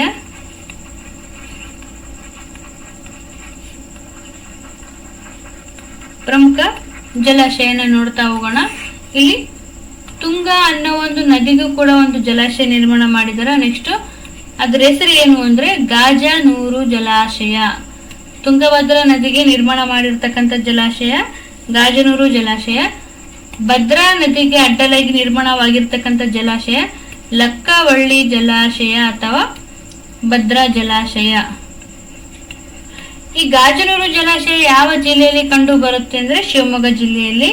ಲಕ್ಕವಳ್ಳಿ ಅಥವಾ ಭದ್ರಾ ಜಲಾಶಯ ಯಾವ ಜಿಲ್ಲೆಯಲ್ಲಿ ಕಂಡು ಬರುತ್ತೆ ಅಂದ್ರೆ ಚಿಕ್ಕಮಗಳೂರು ಜಿಲ್ಲೆಯ ತರೀಕೆರೆ ಅನ್ನೋ ಪ್ಲೇಸ್ ನಲ್ಲಿ. ಚಿಕ್ಕಮಗಳೂರು ಜಿಲ್ಲೆಯ ತರೀಕೆರೆ ತಾಲೂಕಿನಲ್ಲಿ ಭದ್ರಾ ಜಲಾಶಯಗೆ ನಿರ್ಮಾಣ ಆಗಿರ್ತಕ್ಕಂಥ ಭದ್ರಾ ಜಲಾಶಯ ಅಥವಾ ಲಕ್ಕವಳ್ಳಿ ಜಲಾಶಯ ಕಂಡು ಬರುತ್ತ. ಇಲ್ಲಿ ನಾವು ಈ ಒಂದು ತುಂಗಭದ್ರಾ ನದಿಗೆ ನಿರ್ಮಾಣ ಆಗಿರ್ತಕ್ಕಂಥ ಜಲಾಶಯವನ್ನ ನಾವು ಈ ಒಂದು ಡೈಗ್ರಾಮ್ ಮುಖಾಂತರ ನೋಡೋಣ. ಇದು ತುಂಗಾ ನದಿ, ಭದ್ರಾ ನದಿ ಎರಡು ಈ ನದಿಗಳು ಕೂಡಿ ಮುಂದೆ ಈ ನದಿ ತುಂಗಭದ್ರಾ ನದಿಯಾಗಿ ಹರ್ಕೊಂಡು ಹೋಯ್ತು. ಇಲ್ಲಿ ಯಾವ ಪ್ಲೇಸ್ ಅಲ್ಲಿ ಕೂಡಿದಾವ ಅಂದ್ರೆ ಎರಡು ನದಿಗಳು ಕೂಡಲಿ ಅನ್ನೋ ಪ್ಲೇಸ್ ನಲ್ಲಿ ಕೂಡಿದು. ಸೊ ಇದು ತುಂಗಾ ನದಿಗೆ ಯಾವ ಒಂದು ಜಲಾಶಯ ನಿರ್ಮಾಣ ಮಾಡಿದ್ದಾರೆ ಅಂದ್ರೆ ಗಾಜನೂರು ಜಲಾಶಯ ನಿರ್ಮಾಣ ಮಾಡಿದಾರ. ಯಾವ ಜಿಲ್ಲೆಯಲ್ಲಿ ಅಂತ ನಾವು ನೋಡ್ತಿದ್ರೆ ಶಿವಮೊಗ್ಗ ಜಿಲ್ಲೆಯಲ್ಲಿ. ನೆಕ್ಸ್ಟ್ ಭದ್ರಾ ನದಿಗೆ ಯಾವ ಜಲಾಶಯ ನಿರ್ಮಾಣ ಆಗೈತೆ ಅಂದ್ರೆ ಭದ್ರಾವತಿ ಜಲಾಶಯ ನಿರ್ಮಾಣ ಆಗೈತೆ. ಎಲ್ಲಿ ಅಂತಂದ್ರೆ ಚಿಕ್ಕಮಗಳೂರು ಜಿಲ್ಲೆಯ ತರೀಕೆರೆ ತಾಲೂಕಿನಲ್ಲಿ. ಭದ್ರಾ ಜಲಾಶಯಕ್ಕೆ ಇನ್ನೊಂದು ಹೆಸರು ಯಾವ್ದಂದ್ರೆ ಲಕ್ಕವಳ್ಳಿ ಜಲಾಶಯ ಅಂತಾನೂ ಕರೀತಾರ. ನೆಕ್ಸ್ಟ್ ಈ ಒಂದು ಕೂಡಲಿ ಆದ್ಮೇಲೆ ನೆಕ್ಸ್ಟ್ ಏನ್ ಬರ್ತೈತೆ ಅಂದ್ರೆ ಇಲ್ಲಿ ವೇದಾವತಿ ನದಿ. ಇದು ತುಂಗಭದ್ರಾ ನದಿಯ ಉಪನದಿ ಆಗಿರ್ತೈತೆ. ಸೊ ವೇದಾವತಿ ನದಿ ಈ ರೀತಿಯಾಗಿ ಬಂದು ಈ ಒಂದು ತುಂಗಭದ್ರಾ ನದಿಯನ್ನ ಸೇರುತ್ತಾ. ವೇದಾವತಿ ನದಿಗೆ ನಿರ್ಮಾಣ ಆಗಿರ್ತಕ್ಕಂಥ ಜಲಾಶಯ ಯಾವುದು ಅಂತ ನಾವು ನೋಡಿದ್ರೆ ಯಾವುದು? ವಾಣಿ ವಿಲಾಸ ಸಾಗರ ಜಲಾಶಯ. ಯಾವುದು? ವಾಣಿ ವಿಲಾಸ ಸಾಗರ ಜಲಾಶಯ ವೇದಾವತಿ ನದಿಗೆ ಅಡ್ಡಲಾಗಿ ನಿರ್ಮಾಣ ಆಗಿರ್ತಕ್ಕಂಥ ಜಲಾಶಯ ಆಗಿರ್ತೈತೆ. ನೆಕ್ಸ್ಟ್ ಇಲ್ಲಿ ಹೊಸಪೇಟೆ ಹತ್ರ, ವಿಜಯನಗರ ಅಥವಾ ಹೊಸಪೇಟೆ ಹತ್ರ ಈ ಒಂದು ತುಂಗಭದ್ರಾ ನದಿಗೆ ಒಂದು ಜಲಾಶಯನ ನಿರ್ಮಾಣ ಮಾಡಿದಾರ. ಸೊ ಆ ಒಂದು ಜಲಾಶಯದ ಹೆಸರು ಏನು ಅಂತಂದ್ರೆ ಪಂಪಾ ಸಾಗರ ಜಲಾಶಯ ಆಗಿರ್ತೈತೆ. ಯಾವುದು? ಪಂಪಾ ಸಾಗರ ಜಲಾಶಯ ಅಥವಾ ಮಲ್ಲಾಪುರ ಜಲಾಶಯ ಅಥವಾ ತುಂಗಭದ್ರಾ ಜಲಾಶಯ ಅಥವಾ ಮುನಿರಾಬಾದ್ ಜಲಾಶಯ ಅಂತ ಹಲವಾರು ಹೆಸರಿನಿಂದ ಈ ಒಂದು ಹೊಸಪೇಟೆ ಹತ್ರ ತುಂಗಭದ್ರಾ ನದಿಗೆ ನಿರ್ಮಾಣ ಆಗಿರ್ತಕ್ಕಂಥ ಜಲಾಶಯಕ್ಕೆ ನಾವು ಕರಿತೀವಿ. ಏನಂತ ಕರಿತೀವಿ? ಪಂಪಸಾಗರ ಜಲಾಶಯ ಅಂತಾನು ಕರಿತೀವಿ, ಮಲ್ಲಾಪುರ ಜಲಾಶಯ ಅಂತ ಕರಿತೀವಿ, ತುಂಗಭದ್ರಾ ಜಲಾಶಯ ಅಂತ ಕರಿತೀವಿ ಅಥವಾ ಮುನಿರಾಬಾದ್ ಜಲಾಶಯ ಅಂತ ಕರಿತೀವಿ. ಸೊ ಈ ರೀತಿಯಾಗಿ ಬೇರೆ ಬೇರೆ ಹೆಸರುಗಳಿಂದ ಈ ಒಂದು ತುಂಗಭದ್ರಾ ನದಿಯ ಜಲಾಶಯವನ್ನು ನಾವು ಬೇರೆ ಬೇರೆ ಹೆಸರುಗಳಿಂದ ಕರಿತೀವಿ. ಸೊ ಗೊತ್ತಾಯ್ತಾ ಸ್ನೇಹಿತರೆ? ತುಂಗಾ ನದಿಗೆ ಗಾಜನೂರು ಜಲಾಶಯ, ಭದ್ರಾ ನದಿಗೆ ಭದ್ರಾವತಿ ಅಥವಾ ಲಕ್ಕವಳ್ಳಿ ಜಲಾಶಯ ಎರಡು ಕೂಡಲಿ ಅನ್ನೋ ಪ್ಲೇಸ್ ನಲ್ಲಿ ಕೂಡ್ಕೊಂಡು ನೆಕ್ಸ್ಟ್ ಈ ರೀತಿಯಾಗಿ ಮುಂದೆ ಹರ್ಕೊಂಡು ಹೋಗ್ತಿರ್ಬೇಕಾದ್ರೆ ವೇದಾವತಿ ನದಿಗೆ ಒಂದು ವಾಣಿ ವಿಲಾಸ ಸಾಗರ ಜಲಾಶಯ ನಿರ್ಮಾಣ ಆಗಿರ್ತೈತೆ. ಸೊ ವೇದಾವತಿ ನದಿ ಈ ರೀತಿಯಾಗಿ ಬಂದು ಕೊಡುತ್ತೆ. ಸೊ ಮುಂದೆ ಅಗ್ರಿ ನದಿ, ಸ್ವರ್ಣವತಿ ನದಿ ಬಂದು ಕೊಡ್ತಾವ. ಸೊ ನೆಕ್ಸ್ಟ್ ಈ ಒಂದು ತುಂಗಭದ್ರಾ ನದಿಗೆ ಒಂದು ಜಲಾಶಯ ಯಾವುದು ಅಂದ್ರೆ ತುಂಗಭದ್ರಾ ಜಲಾಶಯ ಅಥವಾ ಪಂಪಸಾಗರ ಜಲಾಶಯ ಅಥವಾ ಮುನಿರಾಬಾದ್ ಜಲಾಶಯ ಅಥವಾ ಮಲ್ಲಾಪುರ ಜಲಾಶಯ ಅಂತ ಕರಿತೀವಿ. ಸೊ ಮುಂದೆ ಹೋಗ್ತಿರ್ಬೇಕಾದ್ರೆ ಇದಕ್ಕೆ ಅಗ್ರಿ ನದಿ ಬಂದು ಕೊಡ್ತೈತೆ, ಸುವರ್ಣವತಿ ನದಿ ಬಂದು ಕೊಡ್ತೈತೆ. ಸೊ ಮುಂದೆ ಅದು ದಡೆ ಸೂಗೂರು ಬಳಿ ಹತ್ರ ಈ ಒಂದು ಕೃಷ್ಣಾ ನದಿಯನ್ನ ಕೂಡುತ್ತ. ಸೊ ನೆಕ್ಸ್ಟ್ ಈ ಒಂದು ತುಂಗಭದ್ರಾ ನದಿ ನೋಡಿದ್ವಿ. ನೆಕ್ಸ್ಟ್ ಯಾವುದು ಈ ಒಂದು ಕೃಷ್ಣಾ ನದಿಯ ಉಪನದಿ ಅಂದ್ರೆ ಘಟಪ್ರಭಾ ನದಿ. ಯಾವುದು? ಘಟಪ್ರಭಾ ನದಿ ಕೃಷ್ಣಾ ನದಿಯ ಉಪನದಿ. ಸೊ ಈ ಒಂದು ಘಟಪ್ರಭಾ ನದಿ ಐತಲ್ಲ, ಇದು ಕೃಷ್ಣಾ ನದಿಯನ್ನ ಸೇರ್ತಕ್ಕಂತ ಮೊದಲ ಉಪನದಿ. ನೋಡ್ರಿ ಎಕ್ಸಾಮ್ ನಲ್ಲಿ ಕೇಳ್ತಾರ, ಕೃಷ್ಣಾ ನದಿಯನ್ನ ಸೇರುವ ಮೊದಲ ಉಪನದಿ ಯಾವುದು ಅಂತ ಕೇಳ್ತಾರ. ಕೃಷ್ಣಾ ನದಿಯನ್ನ ಸೇರುವ ಮೊದಲ ಉಪನದಿ ಯಾವುದು ಅಂದ್ರೆ ಘಟಪ್ರಭಾ ನದಿ. ಸೊ ಈ ಒಂದು ಘಟಪ್ರಭಾ ನದಿಯ ಉಗಮ ಎಲ್ಲಿ ಅಂತ ನಾವು ನೋಡ್ತಾ ಇದ್ರೆ, ಘಟಪ್ರಭಾ ನದಿಯು ಮಹಾರಾಷ್ಟ್ರದ ಅಂಬೋಲಿ ಘಾಟ್ ಎನ್ನೋ ಪ್ಲೇಸ್ ನಲ್ಲಿ ಉಗಮ ಆಗುತ್ತೆ. ಮಹಾರಾಷ್ಟ್ರದ ಅಂಬೋಲಿ ಅಥವಾ ಅಂಬೋಲಿ ಘಾಟ್ ಎನ್ನೋ ಪ್ಲೇಸ್ ನಲ್ಲಿ ಘಟಪ್ರಭಾ ನದಿ ಉಗಮ ಆಗುತ್ತೆ. ಈ ಒಂದು ಘಟಪ್ರಭಾ ನದಿಯ ಉದ್ದ ಎಷ್ಟು ಕಿಲೋಮೀಟರ್ ಉದ್ದವಾಗಿ ಹರಿಯುತ್ತೆ ಅಂದ್ರೆ, ಮಹಾರಾಷ್ಟ್ರ ಮತ್ತು ಕರ್ನಾಟಕದಲ್ಲಿ ಘಟಪ್ರಭಾ ನದಿಯು 304 ಕಿಲೋಮೀಟರ್ ಉದ್ದವಾಗಿ ಹರಿಯುತ್ತೆ. ನೆಕ್ಸ್ಟ್ ಘಟಪ್ರಭಾ ನದಿಯು ಕೃಷ್ಣಾ ನದಿಯನ್ನ ಎಲ್ಲಿ ಸೇರುತ್ತೆ ಅಂದ್ರೆ ಬಾಗಲಕೋಟಾ ಜಿಲ್ಲೆಯಲ್ಲಿ, ಯಾವ ಜಿಲ್ಲೆ? ಬಾಗಲಕೋಟಾ ಜಿಲ್ಲೆಯಲ್ಲಿ ಎಡಲೂರು ಅನ್ನೋ ಒಂದು ಪ್ಲೇಸ್ ಬರ್ತೈತೆ. ಎಡಲೂರು ಎನ್ನೋ ಪ್ಲೇಸ್ ನಲ್ಲಿ ಕೃಷ್ಣಾ ನದಿಯು ಯಾವ ನದಿಯನ್ನ ಸೇರುತ್ತೆ? ಘಟಪ್ರಭಾ ನದಿಯು ಕೃಷ್ಣಾ ನದಿಯನ್ನ ಸೇರುತ್ತೆ. ಸೊ ನೆನಪಲ್ಲಿ ಇಟ್ಕೊಳ್ರಿ, ಘಟಪ್ರಭಾ ನದಿ ಏನಂದ್ರೆ ಕೃಷ್ಣಾ ನದಿಯನ್ನ ಸೇರುವ ಮೊದಲ ಉಪನದಿ ಆಗಿರ್ತೈತೆ. ಸೊ ಇದ್ರ ಉಗಮೆಯಲ್ಲಿ ಮಹಾರಾಷ್ಟ್ರದ ಅಂಬೋಲಿ ಘಾಟ್. ಘಟಪ್ರಭಾ ನದಿಯ ಉದ್ದ ಎಷ್ಟು ಅಂದ್ರೆ ಮಹಾರಾಷ್ಟ್ರ ಮತ್ತು ಕರ್ನಾಟಕದಲ್ಲಿ 304 ಕಿಲೋಮೀಟರ್ ಉದ್ದವಾಗಿರುತ್ತೆ. ಘಟಪ್ರಭಾ ನದಿಯು ಬಾಗಲಕೋಟ್ ಜಿಲ್ಲೆಯ ಎಡಲೂರು ಎನ್ನೋ ಪ್ಲೇಸ್ ನಲ್ಲಿ ಕೃಷ್ಣಾ ನದಿಯನ್ನ ಸೇರುತ್ತೆ. ಈ ಒಂದು ಘಟಪ್ರಭಾ ನದಿ ಐತಲ್ಲ, ಘಟಪ್ರಭಾ ನದಿಯ ಜಲಪಾತಗಳು ಯಾವ್ಯಾವು? ಘಟಪ್ರಭಾ ನದಿಗೆ ಇರ್ತಕ್ಕಂಥ ಜಲಪಾತ ಯಾವುವು ಅಂತ ನೋಡಿದ್ರೆ, ಒಂದು ಬರುತ್ತೆ ಗೋಕಾಕ್ ಜಲಪಾತ. ಯಾವುದು? ಗೋಕಾಕ್ ಜಲಪಾತ ಘಟಪ್ರಭಾ ನದಿಯ ಜಲಪಾತ. ಘಟಪ್ರಭಾ ನದಿಗೆ ನಿರ್ಮಾಣ ಆಗಿರ್ತಕ್ಕಂಥ ಆಣೆಕಟ್ಟು ಅಥವಾ ಜಲಾಶಯ ಯಾವುದು ಅಂತ ಕ್ವಶನ್ ಕೇಳ್ತಾರೆ. ಆನ್ಸರ್ ಇಡಕಲ್ ಜಲಾಶಯ. ಯಾವ ಜಲಾಶಯ? ಇಡಕಲ್ ಜಲಾಶಯ. ಇದು ಘಟಪ್ರಭಾ ನದಿಯ ಜಲಾಶಯ ಆಗಿರ್ತೈತೆ. ಇಡಕಲ್ ಜಲಾಶಯಕ್ಕೆ ಯಾವ ಹೆಸರಿಂದ ಕರೀತಾರ? ರಾಜ ಲಕ್ಕಮ ಗೌಡ ಅಂತ ಕರೀತಾರೆ. ಏನು? ರಾಜ ಲಕ್ಕಮ ಗೌಡ ಜಲಾಶಯ ಎನ್ನುವ ಹೆಸರಿಂದ ಕೂಡ ಈ ಒಂದು ಘಟಪ್ರಭಾ ನದಿಯ ಜಲಾಶಯವನ್ನ ಕರೀತಾರೆ. ಘಟಪ್ರಭಾ ನದಿಯ ಉಪನದಿಗಳು ಯಾವುವು ಅಂತ ಕ್ವಶನ್ ಕೇಳ್ತಾರೆ. ಘಟಪ್ರಭಾ ನದಿಯ ಉಪನದಿಗಳು ಒಂದು ಹಿರಣ್ಯಕೇಶಿ, ಇನ್ನೊಂದು ಮಾರ್ಕಂಡೇಯ. ಹಿರಣ್ಯಕೇಶಿ, ಮಾರ್ಕಂಡೇಯ ಇದು ಘಟಪ್ರಭಾ ನದಿಯ ಉಪನದಿಗಳು. ಓಕೆ, ಘಟಪ್ರಭಾ ನದಿ ಇತ್ತಲ್ಲ, ಇದರ ಜಲಪಾತ ಯಾವುದು? ಗೋಕಾಕ್ ಜಲಪಾತ. ಇದ್ರ ಜಲಾಶಯ ಯಾವುದು? ಇಡಕಲ್ ಜಲಾಶಯ. ಅದಕ್ಕೆ ಇನ್ನೊಂದು ಹೆಸರು ಏನಂತ ಕರಿತೀವಿ ಅಂದ್ರೆ ರಾಜ ಲಕ್ಕಮಗೌಡ ಜಲಾಶಯ ಅಂತ ಕರಿತೀವಿ. ಸೊ ನೆಕ್ಸ್ಟ್ ಈ ಉಪನದಿ ಯಾವುದು ಅಂದ್ರೆ ಒಂದು ಹಿರಣ್ಯಕೇಶಿ, ಇನ್ನೊಂದು ಮಾರ್ಕಂಡೇಯ. ಇದು ಘಟಪ್ರಭಾ ನದಿಯ ಉಪನದಿ ಆಗಿರುತ್ತೆ.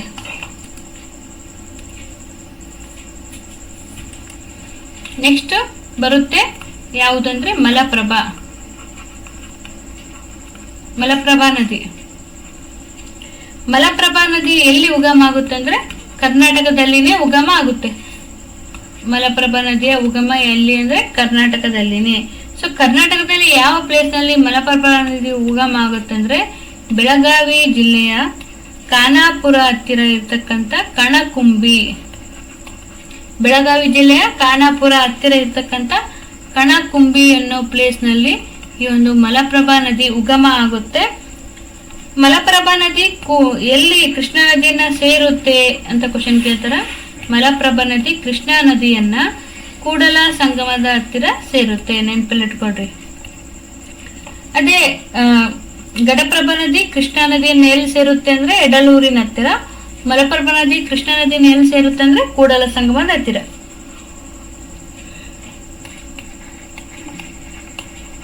ಯಾವ ಜಿಲ್ಲೆ ಅಂತ ಕೇಳಿದ್ರೆ ಬಾಗಲಕೋಟೆ ಜಿಲ್ಲೆ. ನೆಕ್ಸ್ಟ್ ಮಲಪ್ರಭಾ ನದಿಗೆ ಇರ್ತಕ್ಕಂಥ ಜಲಾಶಯಗಳು ಯಾವುವು ಅಂತ ನಾವು ನೋಡ್ತಾ ಹೋದ್ರೆ ಇಂದಿರಾ ಗಾಂಧಿ ಜಲಾಶಯ. ಯಾವುದು? ಇಂದಿರಾ ಗಾಂಧಿ ಜಲಾಶಯ. ಇದು ಮಲಪ್ರಭಾ ನದಿಯ ಜಲಾಶಯ ಆಗಿರ್ತದೆ. ಇಂದಿರಾ ಗಾಂಧಿ ಜಲಾಶಯಕ್ಕೆ ಇನ್ನೊಂದು ಹೆಸರಿಂದ ಕರೀತಾರೆ. ಸೊ ಅದರ ಹೆಸರು ಏನು ಅಂದ್ರೆ ನವಿಲು ತೀರ್ಥ ಜಲಾಶಯ ಅಂತ ಕರಿತೀವಿ. ಏನು? ನವಿಲು ತೀರ್ಥ ಜಲಾಶಯ ಅಥವಾ ಇಂದಿರಾ ಗಾಂಧಿ ಜಲಾಶಯ ಅಥವಾ ಮಳವಳ್ಳಿ ಜಲಾಶಯ ಅಂತಾನೂ ಕರೀತಾರ, ಅಥವಾ ರೇಣುಕಾ ಸಾಗರ ಜಲಾಶಯ ಅಂತ ಕರೀತಾರ. ಮಲಪ್ರಭಾ ನದಿಗೆ ನಿರ್ಮಾಣ ಆಗಿರ್ತಕ್ಕಂಥ ಜಲಾಶಯದ ಹೆಸರೇನು? ಇಂದಿರಾ ಗಾಂಧಿ ಜಲಾಶಯ ಅಂತ ಕರೀತಾರ, ಅಥವಾ ರೇಣುಕಾ ಸಾಗರ ಜಲಾಶಯ ಅಂತ ಕರೀತಾರ, ಅಥವಾ ನವಿಲು ತೀರ್ಥ ಜಲಾಶಯ ಅಂತ ಕರೀತಾರ, ಅಥವಾ ಮಳವಳ್ಳಿ ಜಲಾಶಯ ಅಂತಂದು ಈ ಬೇರೆ ಬೇರೆ ಹೆಸರುಗಳಿಂದ ಮಲಪ್ರಭಾ ನದಿಯ ಜಲಾಶಯಗಳನ್ನ ಕರೀತಾರ. ನೆಕ್ಸ್ಟ್ ನೋಡ್ತಾ ಹೋಗೋಣ, ಮಲಪ್ರಭಾ ನದಿಯ ಉಪನದಿಗಳು ಯಾವುವು ಅಂತ ನೋಡೋಣ. ಮಲಪ್ರಭಾ ನದಿಯ ಉಪನದಿಗಳು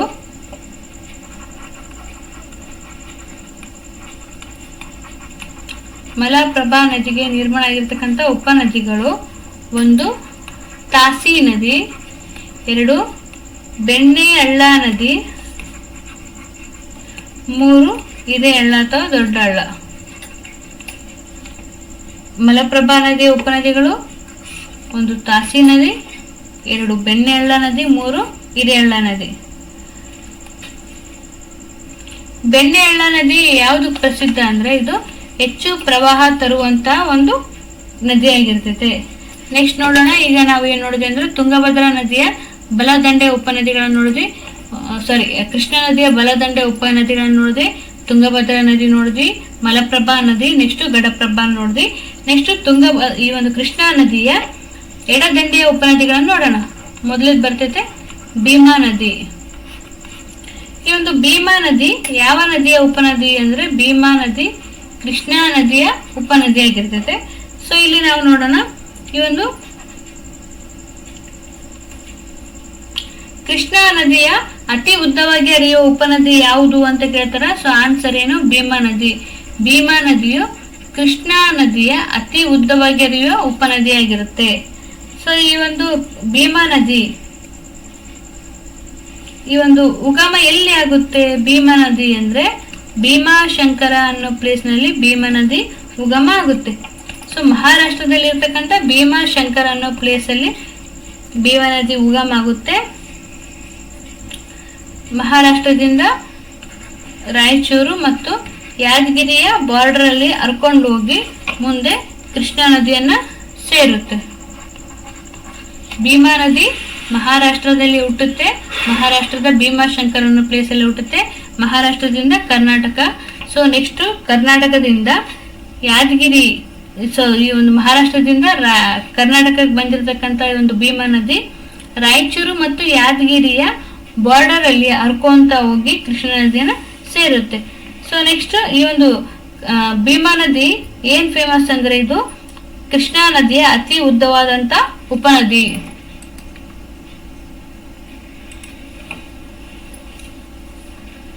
ಸೊ ಇಲ್ಲಿ ನೋಡ್ರಿ, ನೆಕ್ಸ್ಟ್ ಇನ್ನೊಂದು ಬರ್ತೈತೆ ಯಾವ್ದಂದ್ರೆ ಡೋಣಿ ನದಿ. ಯಾವುದು? ಡೋಣಿ ನದಿ. ಸೊ ಈ ಒಂದು ಡೋಣಿ ನದಿ ಐತಲ್ಲ, ಇದಕ್ಕೆ ಇನ್ನೊಂದು ಹೆಸರು ಏನಂತ ಕರೀತಾರಂದ್ರೆ ಛಾಯಾ ಭಗವತಿ ನದಿ ಅಂತ ಕರೀತಾರೆ. ಏನ್ ಕರೀತಾರ? ಡೋಣಿ ನದಿಗೆ ಛಾಯಾ ಭಗವತಿ ನದಿ ಅಂತ ಕರೀತಾರ. ಸೊ ಅದೇ ರೀತಿಯಾಗಿ ಈ ಒಂದು ಡೋಣಿ ನದಿಗೆ ಇರ್ತಕ್ಕಂಥ ಜಲಪಾತ ಯಾವುದು ಅಂತ ಕ್ವಶನ್ ಕೇಳ್ತಾರ. ಡೋಣಿ ನದಿಯ ಒಂದು ಜಲಪಾತ ಛಾಯಾ ಭಗವತಿ ಜಲಪಾತ ಆಗಿರುತ್ತೆ. ಡೋಣಿ ನದಿಯ ಜಲಪಾತ ಯಾವುದಂದ್ರೆ ಛಾಯಾ ಭಗವತಿ ಜಲಪಾತ. ಸೊ ಡೋಣಿ ನದಿಯ ನೀರನ್ನ ಯಾವ ಒಂದು ಪಕ್ಷಿಗಳು ಕೂಡ ಕುಡಿಯಲ್ಲಂತ, ಅಷ್ಟು ಲವಣಾಂಶಗಳನ್ನು ಒಳಗೊಂಡಿರ್ತಂತ. ಸೊ ಹೀಗಾಗಿ ಯಾವ ಪಕ್ಷಿಗಳು ಕೂಡ ಕುಡಿಯೋದಿಲ್ಲ.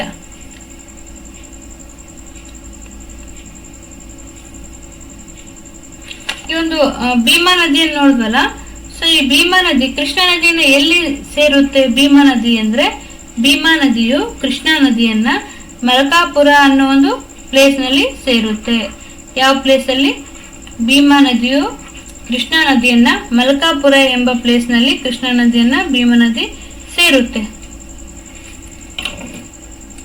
ಸೊ ಡೋಣಿ ನದಿ ಅಂದ್ರಲ್ಲ, ಒಂದು ಡೋಣಿ ನದಿಯ ಜಲಪಾತ ಯಾವುದು ಅಂತ ಕೇಳಿದ್ರೆ ಯಾವ್ದೈತ್ರಿ? ಛಾಯಾ ಭಗವತಿ ಜಲಪಾತ ಅಂತ ಹೇಳ್ಬೇಕು.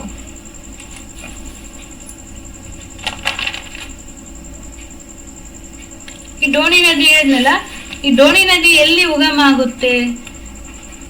ಡೋಣಿ ನದಿ ಎಲ್ಲಿ ಉಗಮ ಆಗುತ್ತೆ ಅಂದ್ರೆ ಮಹಾರಾಷ್ಟ್ರದ ದತ್ತಾ ಪಟ್ಟಣ ಅನ್ನೋ ಪ್ಲೇಸ್ ನಲ್ಲಿ ಡೋಣಿ ನದಿ ಉಗಮ ಆಗುತ್ತೆ.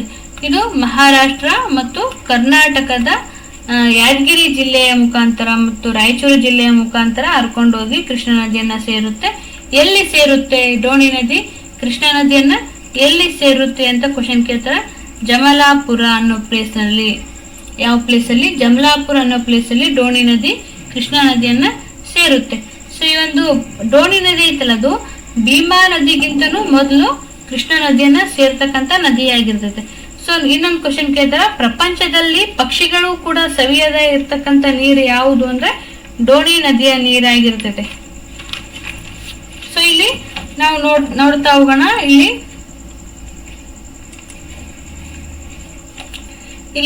ಇದು ಹೇಳಿದೆ ನಾನು, ಯಾವುದು? ಈ ಒಂದು ಭೀಮಾ ನದಿ ಹೇಳಿದೆ. ಭೀಮಾ ನದಿಯ ಉಪನದಿ ಯಾವುದು ಅಂತಂದ್ರೆ ಬೆಣ್ಣೆತೊರೆ. ಯಾವುದು? ಬೆಣ್ಣೆತೊರೆ ಭೀಮಾ ನದಿಯ ಉಪನದಿ ಆಗಿರ್ತೈತೆ. ಸೊ ಈ ನದಿ ಎಲ್ಲಿ ಹರಿಯುತ್ತೆ ಅಂದ್ರೆ ಕಲಬುರಗಿ ಜಿಲ್ಲೆಯಲ್ಲಿ ಈ ಒಂದು ಬೆಣ್ಣೆತೊರೆ ನದಿ ಹರಿಯುತ್ತೆ.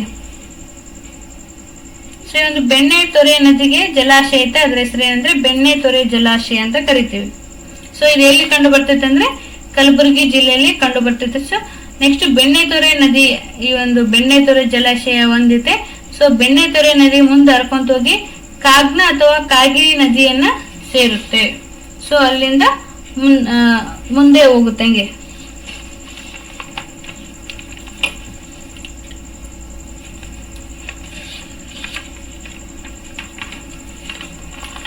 ಸೊ ಇಲ್ಲಿ ಗೊತ್ತೈತರ ಸ್ನೇಹಿತರೆ, ಈ ಒಂದು ಕೃಷ್ಣಾ ನದಿಗೆ ಸಂಬಂಧಪಟ್ಟಂತ ಉಪನದಿಗಳ ಬಗ್ಗೆ ನಾವು ನೋಡಿದ್ವಿ.